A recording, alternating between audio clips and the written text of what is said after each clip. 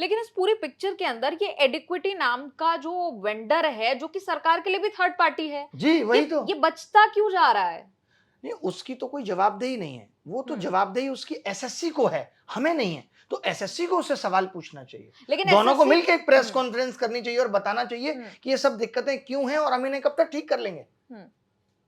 लेकिन आज हम 2025 में बैठे हैं, जहां हम डिजिटल इंडिया की बात करते हैं, जहां हम एआई की बात करते हैं, और आज हम अपने देश में छोटे छोटे एग्जाम ठीक तरीके से नहीं करा पा रहे हैं, तो इससे ज्यादा अशोभनीय और कुछ नहीं हो सकता। लेकिन जवाबदेही जो है वो एसएससी को तो है ना वेंडर की, जब इस तरह की बदइंतजामी होती तो है वो ले रहे हैं, वो तो सरकार जब हम चाहे तो डायरेक्टर कॉल से ले सकती है ना। बिल्कुल, डायरेक्टर से जब हम मिले तो उन्होंने कहा था हम रात के 9-9 बजे तक वीसी कर रहे हैं, वीडियो कॉल कर रहे हैं, उनसे बात करने की कोशिश कर रहे हैं। लेकिन जब उनकी इस तरीके के बयान आ जाते हैं कि पहली बार कर रहे हैं, जब उनके इस तरीके के बयान आ जाते हैं कि वो सेंटर्स अरेंज कर रही है, तो ये सब चीजें सवाल खड़ा करती हैं कि आप एक वेंडर के बचाव में क्यों हैं।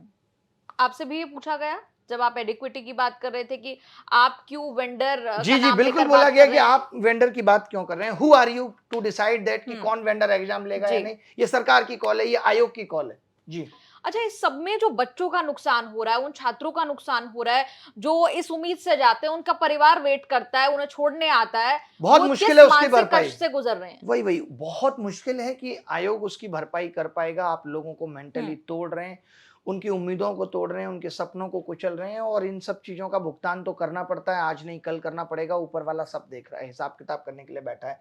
जब हम इतनी कोशिशें कर रहे हैं, लगातार ठीक करने की कोशिश कर रहे हैं, और आप फिर भी लोगों पे अत्याचार किए जा रहे हैं, तो वक्त बताएगा।